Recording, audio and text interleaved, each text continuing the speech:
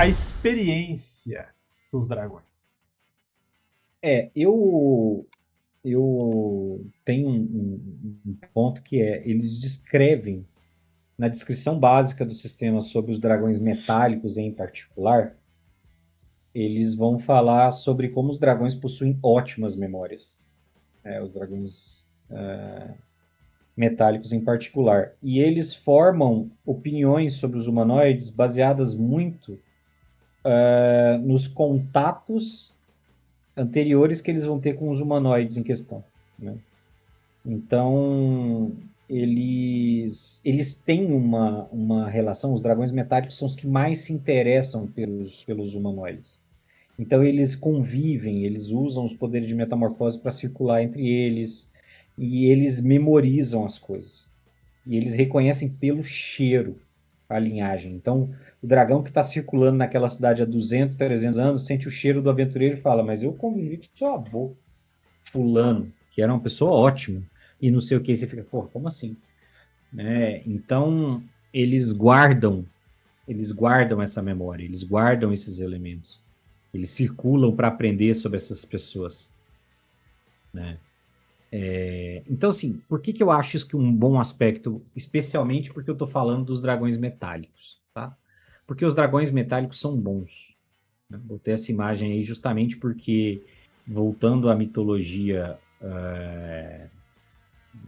oriental, né, os dragões são sábios, os dragões são conselheiros, os dragões são tratados como divindades positivas. E é aí que você entra com a experiência, porque os dragões, um dragão ancião, ele tem milênios de vida, e ele vai lembrar de coisas que aconteceram 300, 400, 700, 1000 anos atrás. Então, o nível de experiência que um dragão acumula em todas as searas, em termos de convivência, de cultura, o arcabouço cultural de um dragão metálico é uma coisa que não pode ser descartada. O peso que isso tem e o peso que ele pode colaborar em dar para as pessoas. Então, esse é um aspecto muito positivo que eu acho que a gente tem que pensar quando a gente fala, especialmente dos dragões metálicos, que é, se você vai incorporar um dragão metálico na sua aventura, e aí ele vai servir, a menos que seja uma aventura de personagens malignos, né? Mas ele provavelmente vai servir como um conselheiro, como um cara que dá as quests, como um cara que dá informações. Cara, quanto mais velho esse dragão for, maior é o conhecimento quase enciclopédico que ele vai ter. E esse é um negócio muito legal de você poder trabalhar. É a mesma coisa de você botar um elfo para fazer as coisas, só que é um elfo com muito mais capacidade, com dinheiro, com recursos, que consegue se infiltrar com facilidade nos lugares, que consegue circular e aprender coisas, e que tem interesse em fazer isso, e que é supernaturalmente bom. Entende? E isso é muito forte. E se você quiser usar isso, o sistema não fala, mas se você quiser usar isso na linha de os dragões cromáticos também fazem isso, aí você entra no aspecto que é o que acontece quando você tem um vilão com séculos de existência e que lembra todas as estratégias de guerra que já foram utilizadas, que lembra o que as pessoas, o que esse exército tem de característico, o que esse pessoal tem de poderoso, o que lembra planta de castelo. Esse é o ponto. Então, o que acontece quando você tem um vilão com uma memória e uma experiência formidáveis, maior do que você seria capaz de conseguir como humano?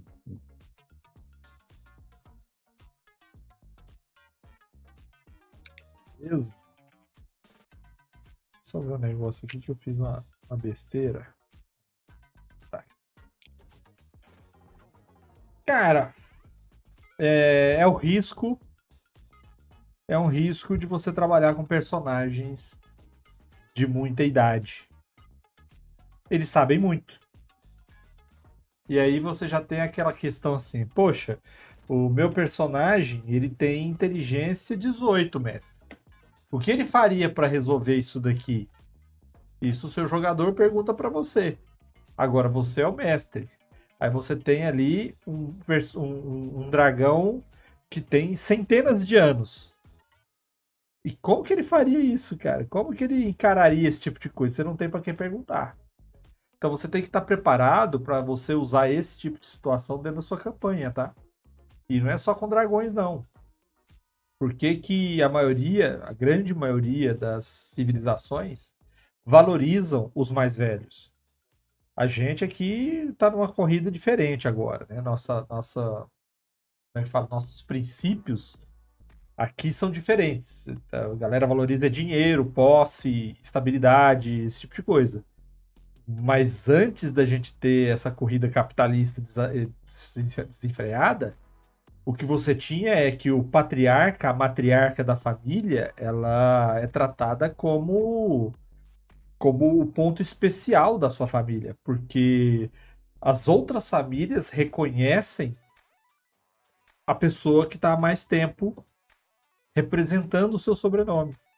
Porque ela fez mais coisas, ela conhece mais coisas, ela esteve em mais lugares. E isso daí é uma coisa que você tem que se preocupar na hora de você passar para sua campanha. Então, se um patriarca e o avô, ele tem esse mérito de todos cuidarem dele ter que ter certos cuidados, que ele carrega um nome, que você é filho do filho dele, por exemplo, e isso faz diferença, o dragão, cara, o dragão é o cara que tá há gerações conhecendo o mundo. Ele tá há gerações fazendo parte do cenário. E você pode aí facinho, facinho se atrapalhar todo aí na narração.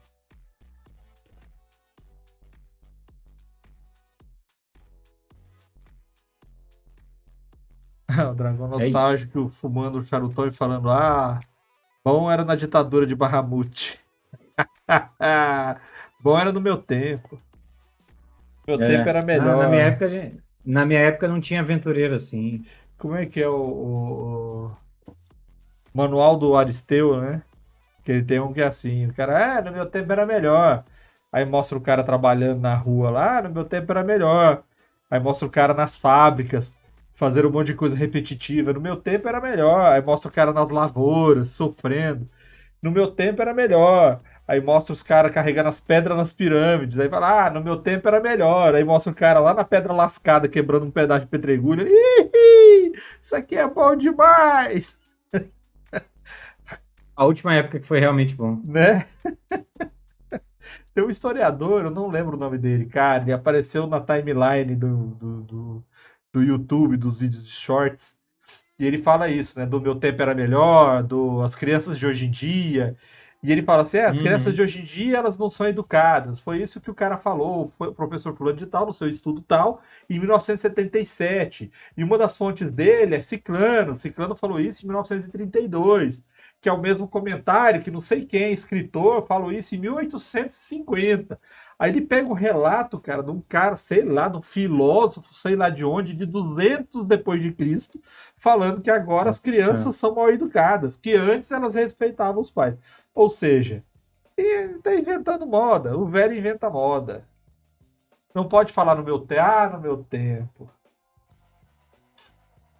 Vamos seguir, senhor Marcelo? Ó, tem Diga. uma pergunta aí, ó. Surgiu uma pergunta aí. Os dragões Cartas Mágicas selvagens. está perguntando se os dragões selvagens do Eras são tão milenares quanto os originais. O Eras tem uma característica diferente, tá? Os dragões, eles têm uma origem semelhante à dos deuses. Então, eles não são criaturas que originalmente foram criadas por alguém. Elas tiveram essa criação meio que por conta própria. Só que não existem só esses dragões milenares e coisadões e poderosos e mágicos. Existe uma descendência deles que eles criaram, que são dragões que não têm magia e nem intelecto superior. Eles são inteligentes, mas eles não conseguem se comunicar, eles são animais inteligentes. Eles cospem fogo ou têm outro tipo de sopro, voam e têm algumas capacidades, mas eles não conseguem conjurar. Então, no Eras de Kaishi, você tem o que a gente chama de os dragões, o pessoal que fala, né, os besta-fera, que são os dragões que se você for para algum canto você ainda acha, escondido, predadores saem para caçar e hibernam. E você tem os dragões mágicos, que esses eles se ocultam. É mais fácil você encontrar um dragão desse perambulando nas ruas em formato de humano, de elfo, escondido ali, aprendendo, fazendo alguma coisa, do que realmente você ir para uma toca, para uma dungeon e encontrar eles, entendeu?